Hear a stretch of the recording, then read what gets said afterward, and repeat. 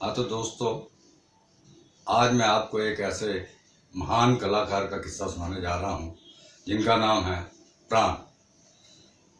प्राण साहब बंटवारे से पहले लाहौर के अंदर जो फिल्में बनती थी उनमें हीरो हुआ करते थे। वहाँ इनको एज हीरो फिल्में मिलती थी और बढ़िया काम करते थे और बहुत मशहूर थे। मगर हिंदुस्तान पाकिस्तान के बंटवारे का जब ये सिलसिला चला तो बंटवारे की वजह से प्राण साहब को भी बम्बई शिफ्ट होना पड़ा। प्राण साहब बम्बई आ गए। अब बम्बई आकर नए सिरे से फिर से इनको काम ढूंढना पड़ा। लोगों के दफ्तरों में जाना, प्रोड्यूसर से मिलना, डायरेक्टर से मिलना वगैरह वगैरह, जो एक इस लाइन का रूटीन है उसके हिसाब से।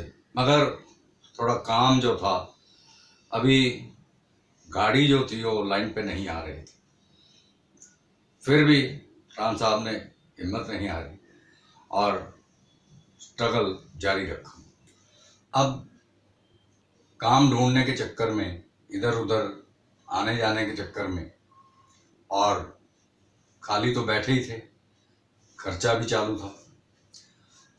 अब एक दिन हुआ क्या कि प्राण साहब की जेब में पैसे खत्म हो गए। प्राण साहब को चिंता तो जरूर हुई, मगर क्या है कि आप हैरान होंगे सुनकर कि कहने को तो लोग प्राण साहब को ज़्यादातर विलन के तौर पर जानते हैं, मगर वो बहुत ही धार्मिक किस्म के भी इंसान थे और वैसे भी हकीकत ज़िंदगी में बहुत ही नेक इंसान थे। तो वो भगवान कृष्ण को बहुत मानते थे। तो उन्होंने फिर जब पैसे जेब में ख़त्म हुए तो उन्होंने फिर भगवान कृष्ण जी को याद किया और कहा कि ए ऊपर वाले, अब तेरे ही हाथ में लाज है मेरी। अब तो जेब भी खाली हो चुकी है, या तो काम दिला दे, नहीं तो कुछ इंतजाम कर, वरना अपना तो बंटाधार हो जाएगा।